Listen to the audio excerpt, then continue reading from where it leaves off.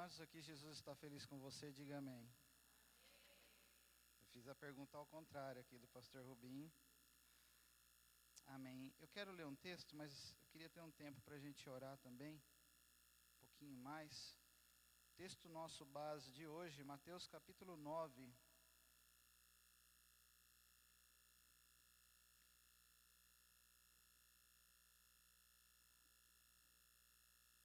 Como diz os caras mais estudiosos e mais preparados, o Evangelho de São Mateus, ou o Evangelho descrito por Mateus, capítulo 9, versículo 36 a 38. Quem achou, diga amém.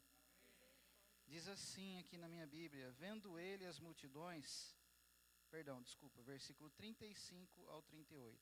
E percorria Jesus todas as cidades e povoados, ensinando nas sinagogas, pregando o evangelho do reino e curando toda sorte de doenças e enfermidades. Versículo 36. Vendo ele as multidões, compadeceu-se delas, porque estavam aflitas e exaustas, como ovelhas que não têm o quê? Pastor. Então se dirigiu a seus discípulos: a seara, na verdade, é grande, mas os trabalhadores são poucos. Rogai, pois, ao Senhor da seara que mande trabalhadores para a sua seara. Quero convidar você a fechar os seus olhos.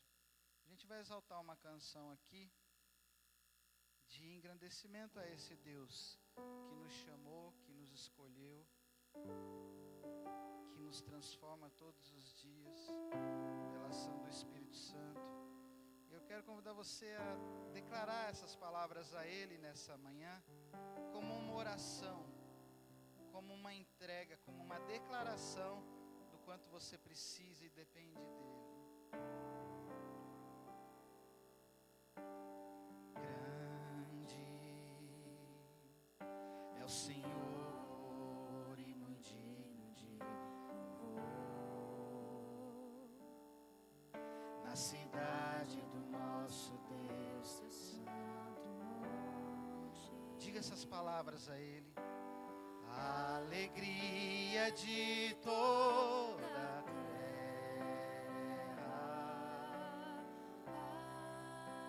Diga o quanto Ele é grande. Grande é o Senhor em quem nós temos a vitória. E que nos ajuda contra o inimigo. E por isso que nós fazemos nessa manhã, por isso diante dele nos prostramos. O que nós fazemos? Queremos o teu nome engrandecer e agradecer-te por tua obra em nossas vidas. Confiamos em teu infinito amor. Diga essas palavras. Pois só tu és o Deus eterno sobre toda a terra e céu.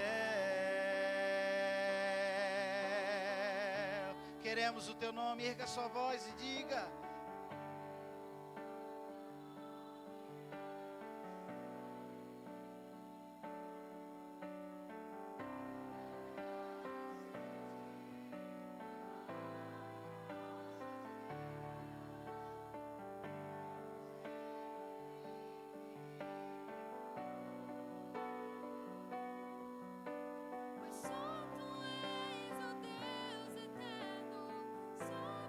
só tu és, pois só tu és o Deus, só tu és Deus sobre toda a terra, só tu és Senhor sobre a minha família, sobre a minha cidade, só tu és Senhor.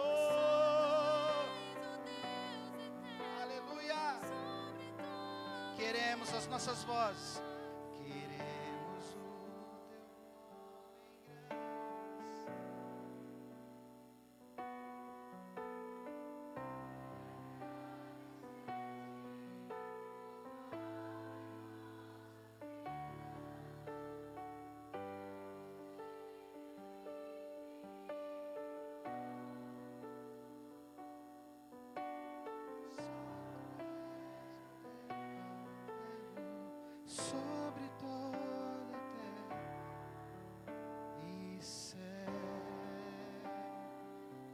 Pai, nessa manhã nós declaramos a nossa confiança em Ti, Senhor. Só Tu és Deus eterno, Pai. Não há outro como o Senhor. Não há outro como o Senhor. Muitas vezes nos apoiamos, Senhor, naquilo que a mão humana pode produzir, naquilo que nós podemos fazer. Mas nessa manhã nós queremos declarar que nós confiamos em Ti, que nos apoiamos na Tua palavra, Senhor. Dá-nos nessa manhã, Senhor, o entendimento daquilo que o Senhor quer ministrar em nossos corações. Dá-nos um coração cheio de compaixão, que transborde onde a gente estiver, Senhor. Que engrandeça o Teu nome, Senhor. Que exalte a Tua maravilha, Senhor. Que exalte as Tuas maravilhas, que exalte a Tua santidade, ó Pai. Fala com cada um aqui nessa manhã, em nome de Jesus. Amém. Amém. Glória a Deus. Obrigado, viu, Ruth? É disso que eu queria falar, sobre esse engrandecer a Deus. E esse engrandecer a Deus tem a ver com o tema de hoje. A palavra é compaixão. E o tema, aproveitando o tema do ano, é compaixão que transborda, compaixão transbordante. E talvez eu e você possamos até falar, legal essa questão da compaixão. Eu até tenho compaixão.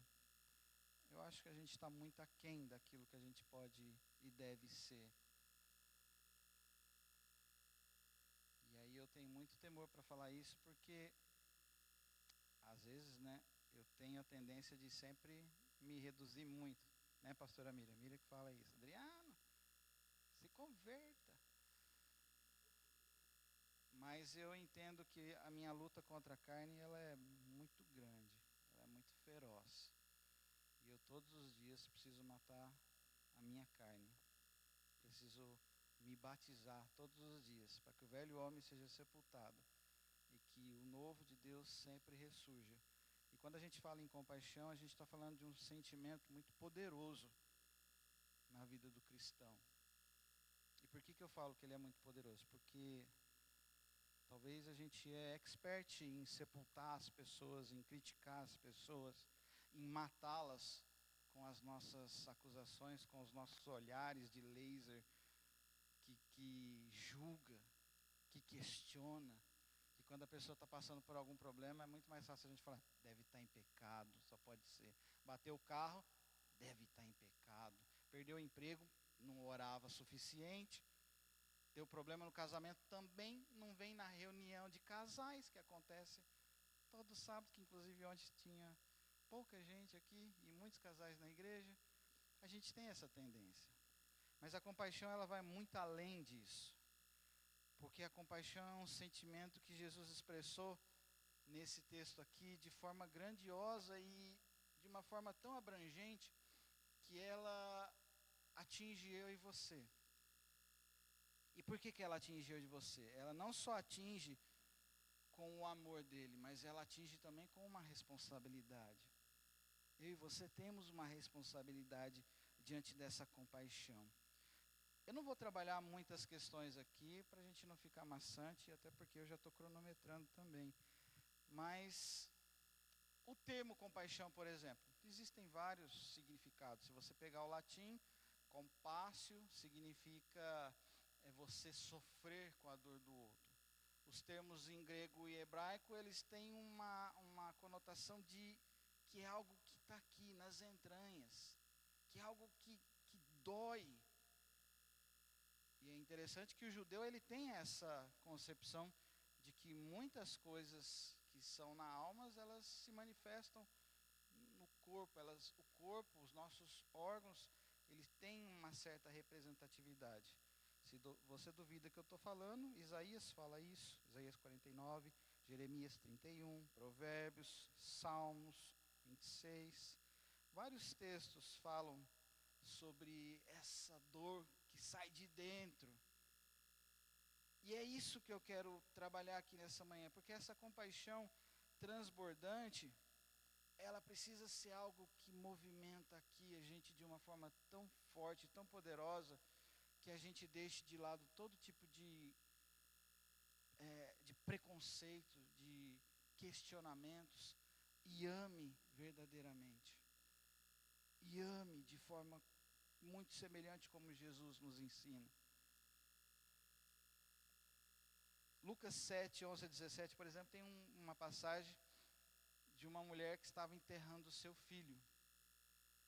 Eu tento ficar imaginando a cena, Jesus vindo com a galera, com seus discípulos assim, aí vira na esquina, de repente na outra esquina tem o pessoal nesse cortejo fúnebre com aquela mulher que estava sepultando o seu filho. Ao vê-lo, o Senhor se compadeceu dela e disse: não chore.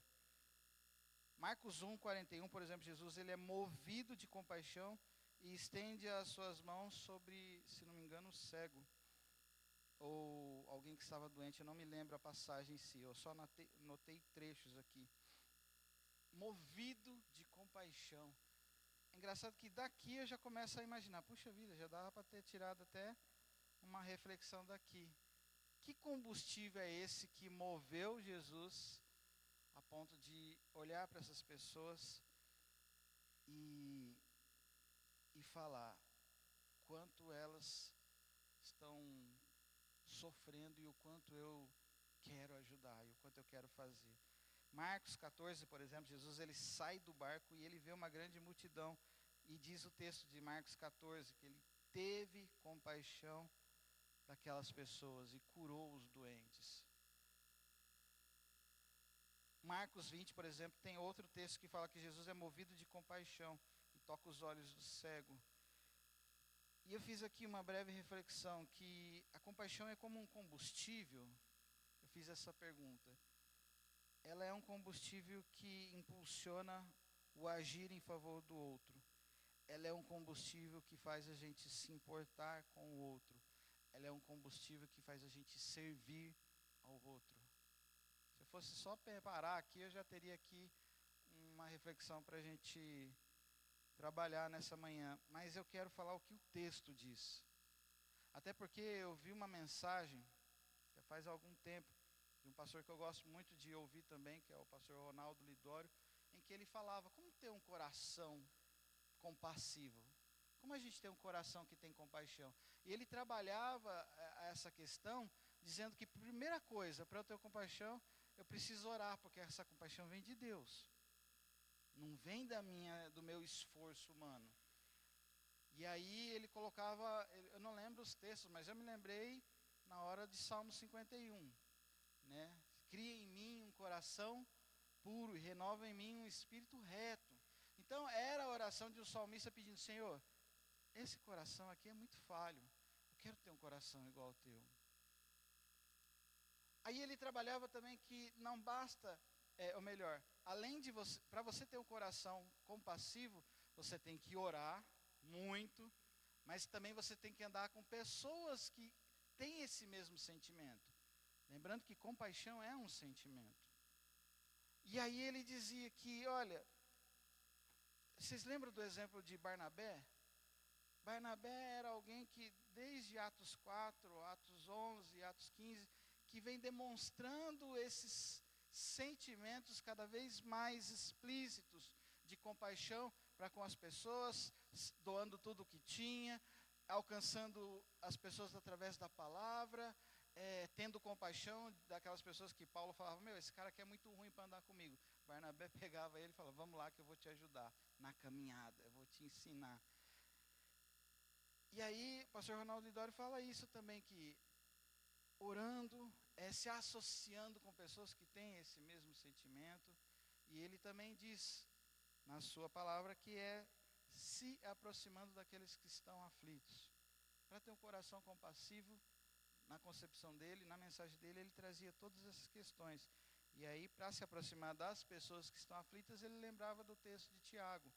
Como que a gente pode falar de religião se a gente não cuida de quem está precisando? A verdadeira religião é essa, que a gente cuide dos órfãos, das viúvas, das pessoas que estão em situação de vulnerabilidade. Uma vez a gente fez faz muitos anos isso, a gente fez uma experiência social aqui na igreja. Um dos pastores se vestiu de mendigo e ficou sentado nas últimas fileiras. E a gente quis saber quantas pessoas iam cumprimentar aquele mendigo, cheirando mal vestido, com a barba para fazer, tudo zoado. Pouca gente foi ali cumprimentar, ver se essa pessoa estava precisando de algo. Esses dias eu estava falando com os jovens, esses dias não, já faz um tempo, mas eu estava falando como está o nosso coração para receber pessoas assim dentro da igreja. Como está o nosso coração para receber uma pessoa aqui que tenha sofrido mudança corporal por causa do seu gênero alterado? Como que a gente vai receber essas pessoas? E aí você vem me falar que tem um coração cheio de compaixão? Vocês estão entendendo como a gente precisa muito de Deus? Como a gente precisa se aproximar mais de Deus? Talvez a gente não chegue na perfeição, ou melhor, hoje aqui na terra a gente não vai chegar na perfeição. Mas a Bíblia fala que a gente vai crescendo à estatura de varão perfeito. À medida que eu vou andando mais com Deus, eu vou melhorando. Aí chega uma hora que ele fala, bora, vem para cá. O fato é que para ter esse coração compassivo, a gente precisa entender de fato. Mas o que o texto diz para mim vai muito mais além disso. E talvez é o primeiro aspecto que eu quero trabalhar aqui no versículo 35. Quando ele diz assim, vendo ele as multidões, eu toda hora vou no 36, é porque minha Bíblia está toda arriscada, e aí eu esqueço. Versículo 35, e percorria Jesus todas as cidades e povoados, ensinando nas sinagogas, pregando o evangelho do reino e curando toda sorte de doenças e enfermidades. A primeira coisa que eu entendo aqui, que o texto me diz sobre essa compaixão transbordante, é que eu preciso pregar a palavra. Onde eu estiver, eu preciso pregar a palavra. Ele fala aqui, ensinando, pregando, curando. Versículo 35 aí. Pregar a palavra, meu irmão, não é você fazer um curso de teologia, aplicar a teologia sistemática, contar a história da igreja, igual eu estava ontem com os jovens, estava falando sobre a parte da reforma, e pastor Gilberto, parabéns pela apostila, muito bem trabalhada, bem resumida. E pregar o evangelho não é isso, ou melhor, não é só isso. É lógico que você precisa ter toda essa base, e você precisa estar bem instruído, até porque a palavra de Deus em Timóteo fala, procura apresentar-te a Deus como obreiro aprovado. É preciso haver essa aprovação no quesito de buscar conhecer mais. Mas quando Jesus ia pregando, ia ensinando, ia curando, Jesus estava derramando todo o ser dele onde ele estava. Primeira coisa que eu penso aqui é que ele não estava parado. Quando eu e você nos acomodamos na nossa condição de cristão, de carteirinha, de domingo, a gente tende a talvez sofrer da síndrome de Davi.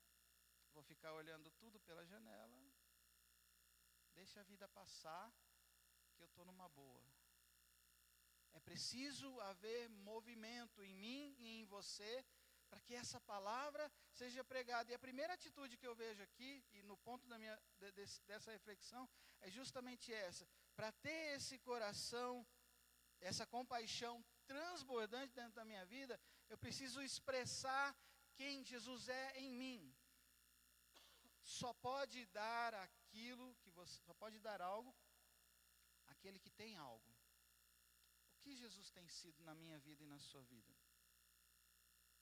E a pregação eu trato aqui como o meu testemunho de vida, até porque Mateus 24:14 fala sobre isso, sobre dar o seu testemunho. Jesus trazia o seu testemunho. Pregação envolve aqui também ensino. Não basta só eu testemunhar daquilo que o Senhor tem feito na minha vida na pregação. Eu preciso ensinar aquilo que Jesus é, aquilo que Jesus representa. E aí eu estava me lembrando esses dias de um pastor aí bem famosão, que vai entrar nos próximos meses numa cruzada evangelística no Brasil, ou sei lá, fora do Brasil. E aí veio o sentimento de acusação, em primeiro lugar, tá lá vai ele falar que Jesus é lindo, que tudo vai cair na sua mão, se você tocar, você vai ter.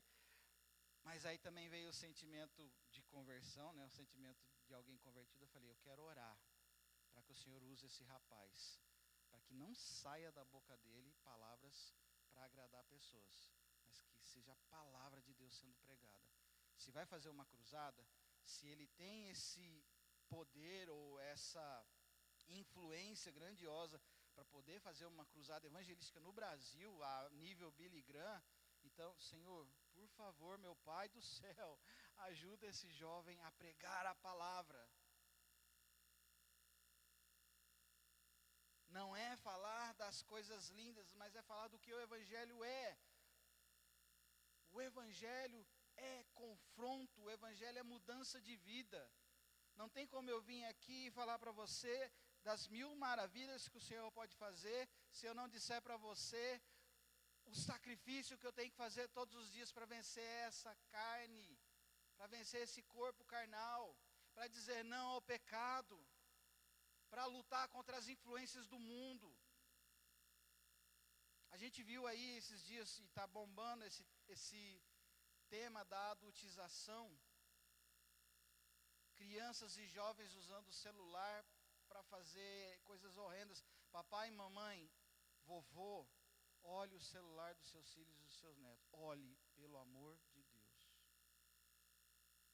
Porque eles conhecem caminhos que você desconhece. E eles estão sendo muito influenciados. Pregar a palavra não é só você sair e pregar, você tem que pregar isso dentro de casa também.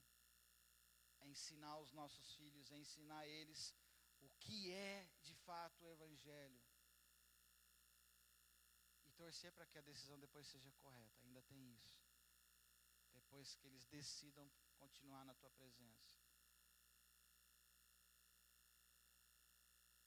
Pregar o Evangelho, pregar a palavra que Jesus fala aqui no versículo 35, tem a ver também com comunhão.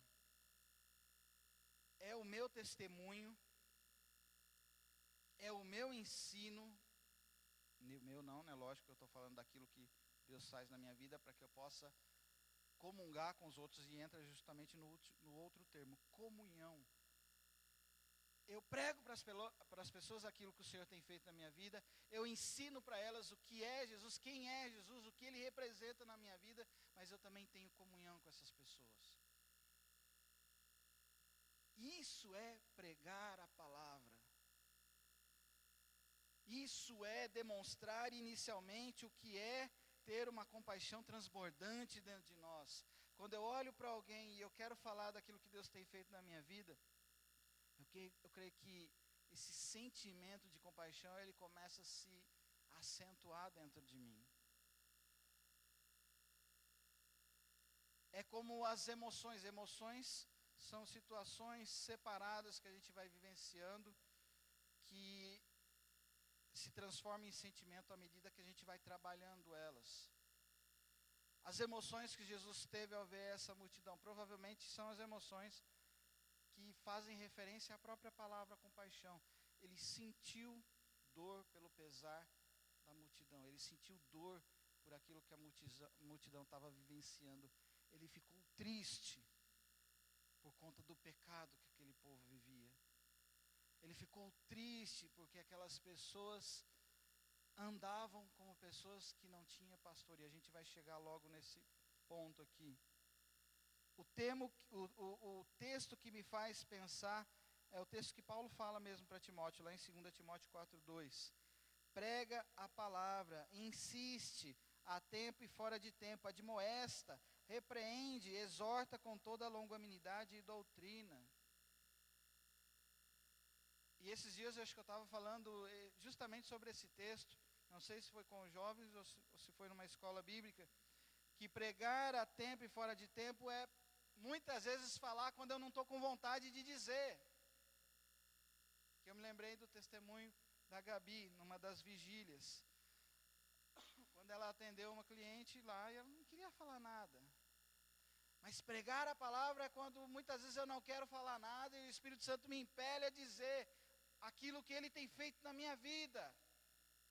Isso é demonstrar compaixão, porque as pessoas talvez precisam de um luzeiro, precisam de algo que ilumine a vida delas, para que elas saiam da vida que elas estão vivendo. E talvez aquilo que o Senhor tem feito na minha vida e na sua vida, pode mudar uma história, pode mudar um contexto, pode mudar uma vida. Aqui começa a se estampar essa compaixão que transborda dentro de mim e dentro de você. Até porque Paulo fala lá em Romanos: como pois invocarão aquele a quem não creram? E como crerão naquele de quem não ouviram falar? E como ouvirão se não há quem pregue? Jesus tem feito algo na sua vida? Então diga. Jesus tem trabalhado em você? O Espírito Santo tem falado no seu coração quando você se ajoelha de noite, de madrugada, de manhã, de tarde? Então fale disso. Conte isso. Esses dias eu estava no condomínio e um rapaz lá chegou falando: "Ô, você viu que bateram no meu carro, não sei o que e tal. E a pessoa estava me processando agora, não sei o que." Eu falei: "Cara, posso orar pela tua vida? Porque eu não tenho o que fazer. Não sou mecânico, não sou funileiro, não manjo de direito civil ou direito que seja lá o que for que você vai precisar. Mas eu posso orar pela tua vida e pedir que Deus te oriente e capacite nas decisões que você vai tomar." E aí toda vez que aquele cara me olha, ele me olha já de um jeito diferente. Porque a gente precisa dar aquilo que a gente tem dentro da gente.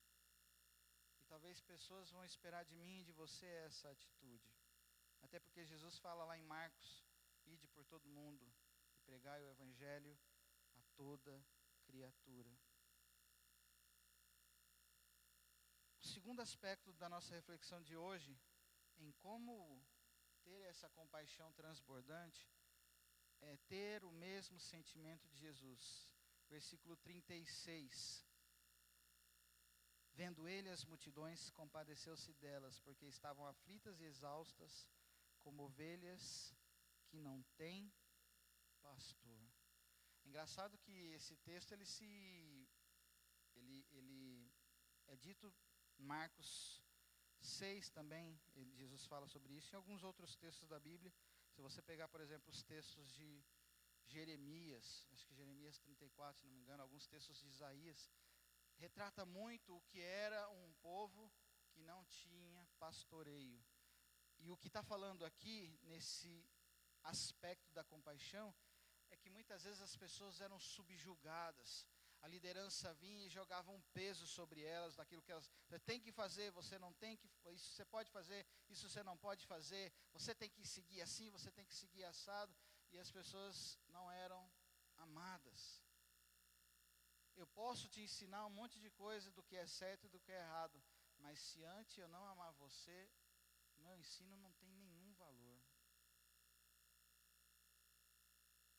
Porque eu primeiro preciso entender o que está passando no teu coração, eu preciso sentir o pesar que você está sentindo, para poder falar para você o que pode ser seguido, quais rumos podem ser tomados, de acordo com o que a palavra fala.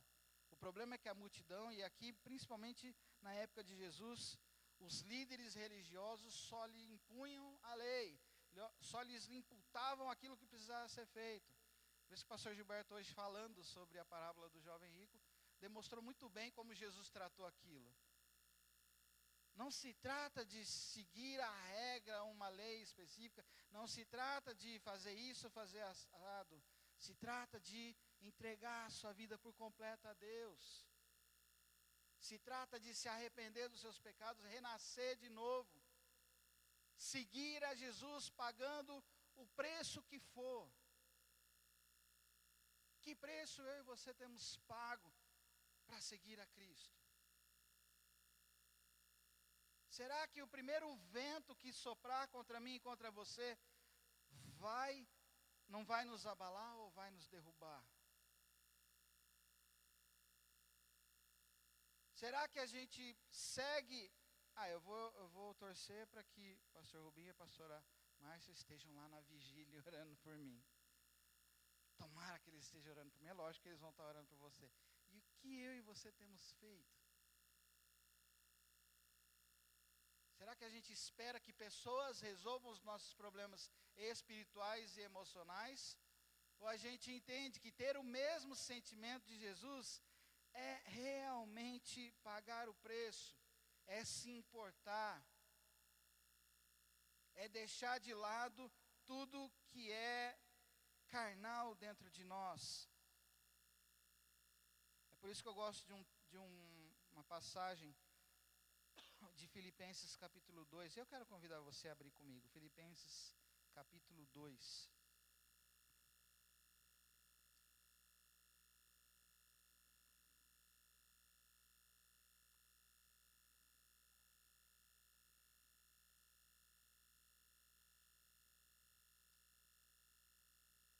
Quando a gente fala nesse segundo aspecto de ter o mesmo sentimento de Jesus, é lógico que eu lembro do versículo 5 lá, que fala: tende em vós o mesmo sentimento que houve também em Cristo Jesus. Mas começa a ler do capítulo 2, lá do comecinho. Se há, pois, alguma exortação em Cristo, alguma consolação de amor, alguma comunhão do Espírito, se há entranhados afetos e misericórdia, completai a minha alegria, de modo que penseis a mesma coisa, Tenhais o mesmo amor, sejais unidos de alma, tendo o mesmo sentimento. Nada façais por partidarismo ou vanglória, mas por humildade, considerando cada um os outros superiores a si mesmo. Não tenha cada um em vista o que é propriamente seu, senão também cada qual o que é dos outros. E aí ele começa aqui no versículo 5. Tende em vós o mesmo sentimento que houve também em Cristo Jesus. Pois ele, subsistindo em forma de Deus, não julgou como usurpação o ser igual a Deus.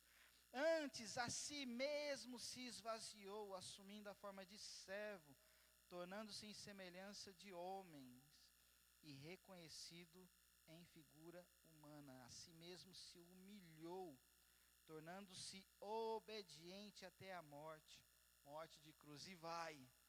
Paulo já estava dizendo aqui: olha os sentimentos que há em Jesus, que eu e você precisamos ter, conforme essa passagem que a gente leu, lá em Mateus. Então eu preciso entender inicialmente que essa compaixão que transborda de mim, ela se manifesta na vida de outros quando eu começo a pregar, mas ela se manifesta também quando eu tenho esses mesmos sentimentos de Jesus.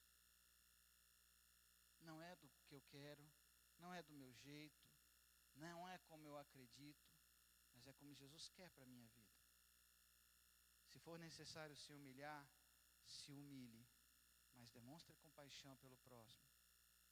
Se for necessário descer um degrau, para que a outra pessoa possa ser alcançada pelo Evangelho da Salvação, que eu faça isso, mas que essa pessoa seja alcançada.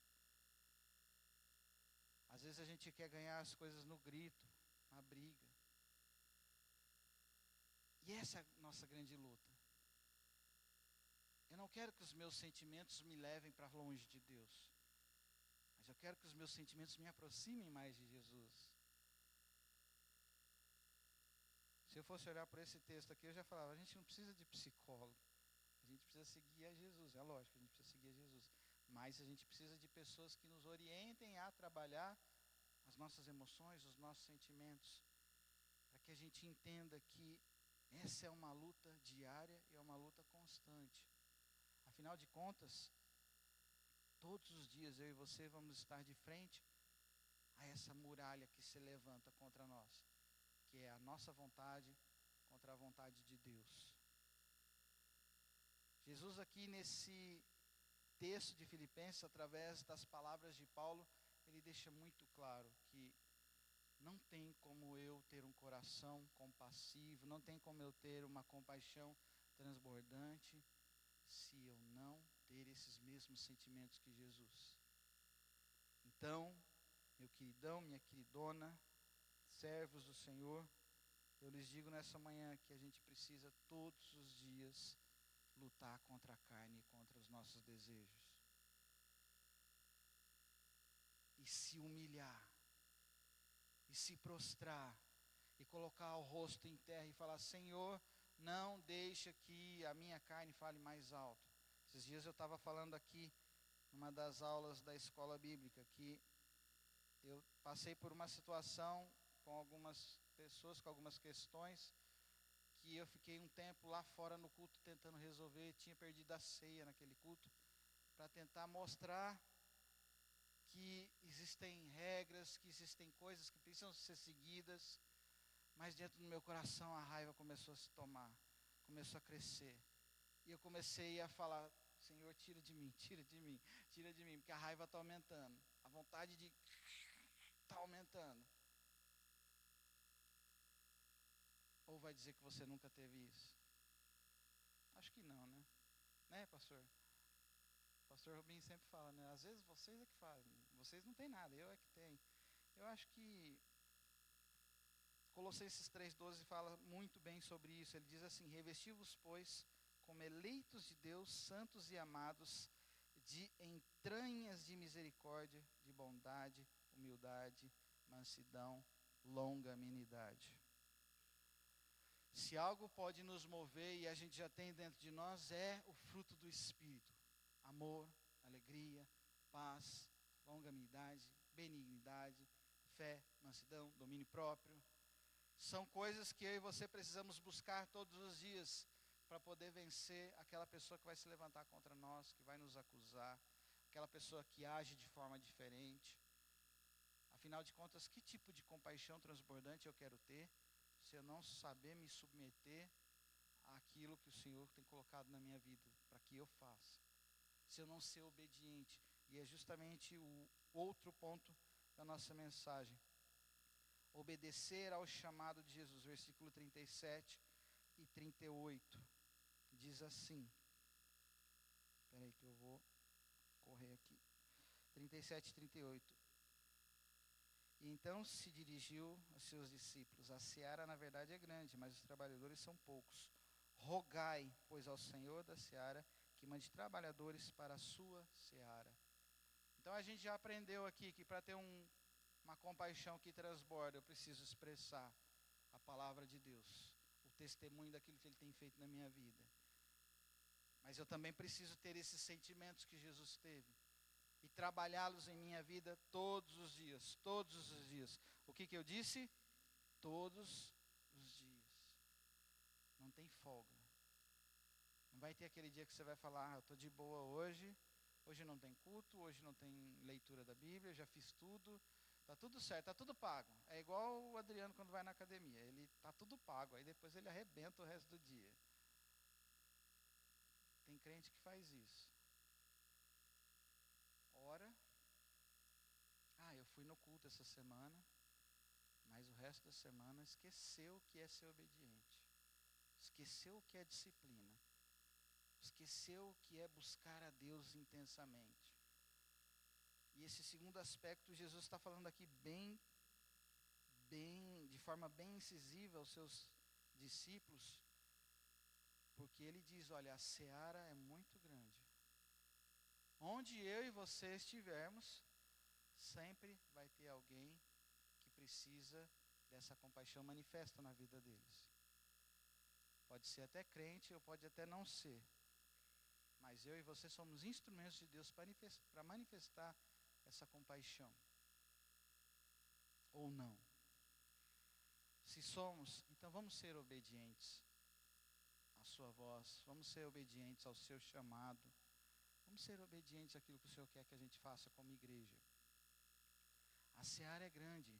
Irmãos, eu estava numa reunião de missões, do nada o pastor aqui dessa igreja aqui de cima me chamou, falou: Adriano, você não quer vir participar de uma reunião de missões aqui? Eu falei: vou. Aí, de repente, começaram a falar sobre o campo missionário, sobre o tamanho do desafio da igreja. Hoje no mundo nós somos 8 bilhões de habitantes. E pelos dados que eles apresentaram lá, nem metade desses 8 bilhões, ou menos da metade, ouviram do Evangelho. Sabe o que as pessoas estão ouvindo hoje? Sobre tecnologia, sobre ciência. E ontem eu estava falando com os jovens, lembrando sobre alguns aspectos da história da igreja, e parece que a história se repete. A igreja começou a ser esquecida em determinado momento da história, porque a ciência começou a aumentar, a tecnologia começou a aumentar, as filosofias começaram a encher o coração das pessoas. É lógico que a igreja foi esquecida porque a igreja maltratou muita gente. É diferente de hoje? Quantas igrejas têm maltratado as suas ovelhas? Quantos líderes têm maltratado as suas ovelhas com imposições, com mentiras, dizendo coisas que a palavra não diz? A história, ela se repete. Sabe, eu acredito que vai haver um avivamento, eu acredito ainda, mas ainda não é o tempo de Deus. Eu não sei o que Ele vai fazer, o que Ele pretende fazer. Eu só sei o seguinte: eu preciso ser obediente todos os dias, para que eu esteja nesse mover de avivamento que Ele vai derramar sobre a sua igreja. Porque se eu não estiver nesse mover de avivamento, muito provavelmente eu vou estar frio, desanimado, questionando. Minha igreja não faz isso, minha igreja não faz aquilo. Ó céus, ó vida.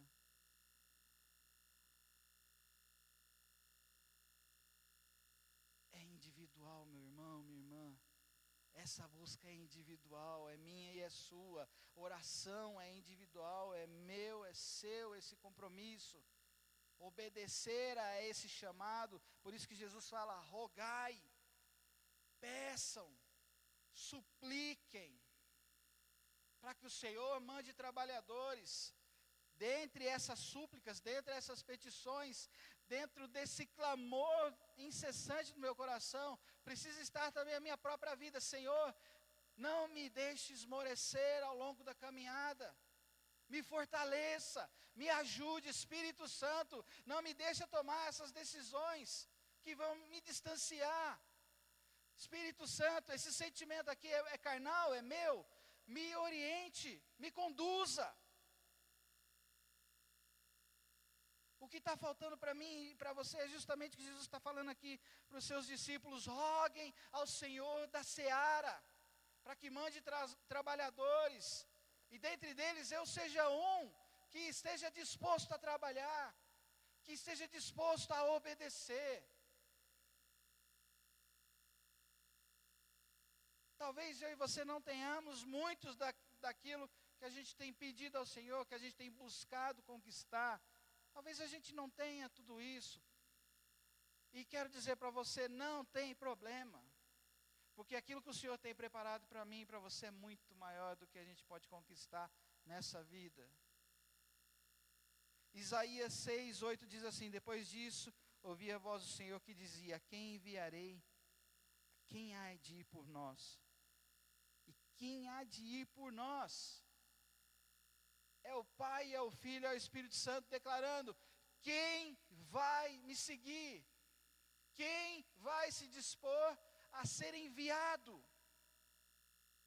E aqui o profeta diz: então disse eu, eis-me aqui, envia-me a mim. Dentro desse texto aqui eu tirei mais uma reflexão. É interessante como essa obediência faz a gente se submeter de forma poderosa. Porque aqui o profeta Isaías, ele olhou para cima, ele viu ali os anjos, ele viu ali grandes coisas acontecendo, o mover de Deus acontecendo. Ele viu naquele momento que quem governa todo o universo e quem governa a vida dele era o próprio Deus. para que eu e você vivamos essa vida obediente, que Jesus chama que a gente possa viver dentro da seara, eu preciso sempre estar olhando para cima. Não olhe para pessoas, não olhe para circunstâncias, não olhe para aquilo que é palpável. Não olhe, isso aqui vai passar. Olhe para aquilo que é eterno. Olhe para aquilo que nada corrói. Aquilo que não é destruído. Isaías também, ele olhou para ele mesmo, ele falou, meu Deus, como pode eu ser,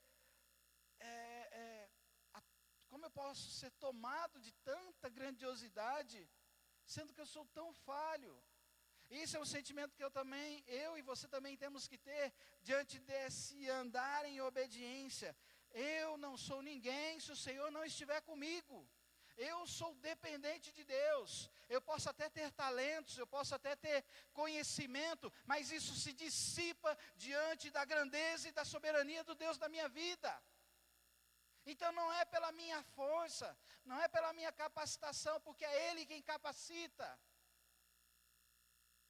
Seja obediente e entenda que você vai olhar para situações que podem te desanimar, mas olhe para cima. Não olhe para o lado, não faça igual Moisés. Moisés, quando ele estava diante daqueles egípcios brigando, ele olhou para onde? Olhou para a esquerda, olhou para a direita, olhou para a esquerda, viu se ninguém estava vendo e ó.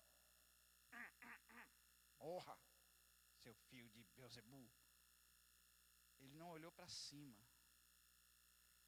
Quando a gente não olha para cima, a gente toma decisões carnais que podem comprometer toda a nossa vida. E eu vou dizer algo para você, meu querido, nessa manhã. Talvez você tenha vivido a sua vida ali, tudo certinho, tudo regradinho, tudo belezinha.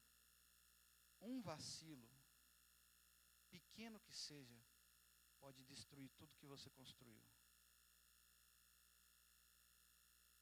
Ou eu estou errado? Ou não foi assim com Davi? Tempo de conforto de Davi, ele tinha construído uma história tão bonita, ele estava construindo um reinado tão grandioso, um vacilo, uma cochilada, e ele pecou, e ele afrontou a santidade de Deus, daquilo que Deus tinha para a vida dele. Uma outra coisa que eu aprendo aqui nesse texto de Isaías, é que ele viu o altar de Deus. Não brinque com a santidade de Deus. Não brinque de jeito nenhum. O que é santo sempre vai ser santo. Não tente relativizar o Evangelho. Ser obediente é seguir aquilo que o Senhor deseja que a gente faça. Ser obediente é eu olhar para a palavra de Deus e falar, Senhor, está aqui o manual de instrução da minha vida. Como eu posso seguir isso? Me dá direção, me dá sabedoria, Espírito Santo. Quando eu abrir essas palavras aqui, me traz a revelação daquilo que o Senhor deseja que eu faça. E se você ainda continua com dúvida, procure alguém que você confie, que é também alguém que busca a Deus através da sua palavra e fala, olha, Deus está falando isso aqui comigo, mas eu queria que você me ajudasse em oração. Não dá para viver esse cristianismo sozinho. Não dá, meu irmão, não dá. Para de querer viver a sua religião sozinho. E aqui eu estou falando a religião já no sentido mais primoroso e mais belo que é quando a gente se religa a Deus em comunhão. Não viva assim sozinho. Vamos andar juntos. E por último, ele viu a multidão. E quando ele viu a multidão, ele viu o tamanho da responsabilidade que ele tinha. Compaixão transbordante é quando eu testemunho aquilo que Deus tem feito. É quando eu tenho esses mesmos sentimentos de Jesus dentro da minha vida e eu deixo que elas comecem a reinar dentro de mim. E é quando eu obedeço a sua voz, olhando para Deus e também vendo a multidão. Quantas pessoas precisam também dessa experiência e o quanto eu posso ser esse abençoador na vida de outros. Para concluir, Deus é quem derrama essa compaixão em mim e a torna transbordante em minha vida, através da vida de outros, né? O transbordar da compaixão em minha vida me leva a pregar o reino de Deus, ter o mesmo sentimento de Jesus e obedecer a sua palavra. Quantos querem aqui transbordar em compaixão? Eu quero convidar você a fechar os seus olhos.